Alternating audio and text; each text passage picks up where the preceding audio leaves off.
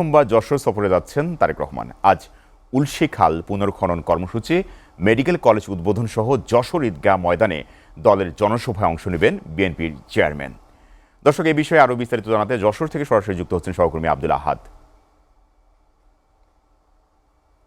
আহাদ, প্রধানমন্ত্রীর যশোর সফরের সর্বশেষ খবর কি আছে আপনার কাছে? সেখানকার নিরাপত্তা ব্যবস্থা আপনি কেমন দেখছেন? বিস্তারিত জানাবেন।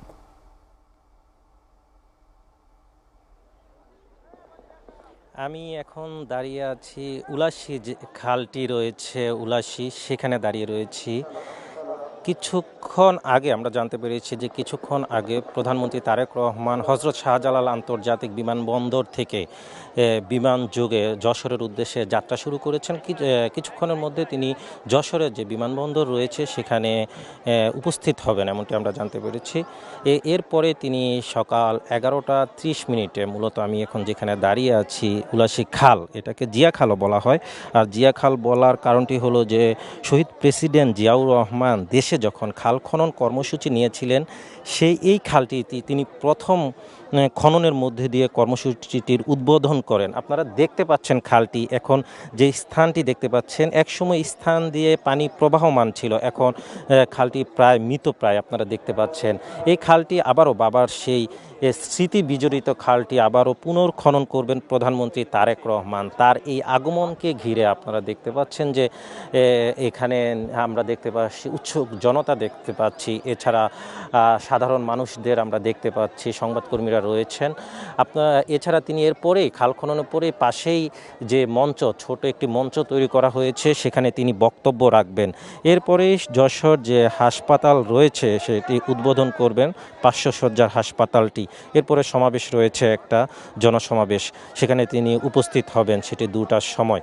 এই খাল খননের মধ্যে দিয়ে আপনারা জানেন যে বিএনপির নির্বাচনী যে প্রচারণা ছিল, সেখানে ইশতেহার ছিল, প্রধান 10টি ইশতেহারের মধ্যে খাল খনন কর্মসূচি ছিল। সেটি কাজ শুরু করেছে আরও শপথ গ্রহণের পর থেকেই এই খাল খনন কর্মসূচি শুরু করেছে বিএনপি, যেখানে আরও আমরা দেখতে পেয়েছি বগুড়ায় দেখতে পেয়েছি খাল খনন করেছেন, তিনি উদ্বোধন করেছেন। আমরা 11:30টার মধ্যে এখানে আসবেন এবং খাল খনন করবেন। এই খাল খননের পরে আমরা কিছুক্ষণ আগে পানি সম্পদ মন্ত্রী শহীদ উদ্দিন চৌধুরী এনির সাথে কথা বলেছি যে আসলে এই খাল খনন জিয়াউর রহমান যেভাবে খাল খননের মধ্য দিয়ে শুধু কৃষকদের উন্নয়নে ভূমিকা রাখেননি, সার্বিক গ্রামীণ জীবনযাত্রার মান উন্নয়নে এই খাল খনন গুরুত্বপূর্ণ ভূমিকা রেখেছিল।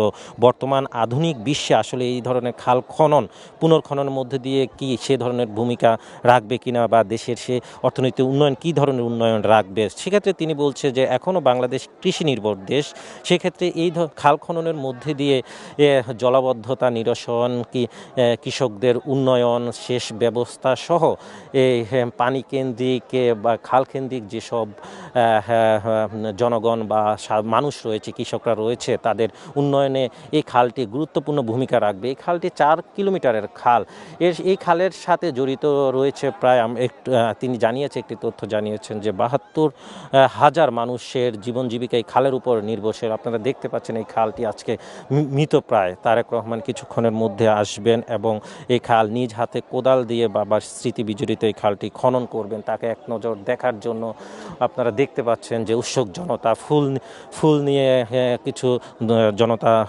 রয়েছে তাকে দেখার জন্য। সোহেল, এই ছিল আমার কাছে উলুশি খাল থেকে সর্বশেষ। আহাদ, আপনাকে ধন্যবাদ।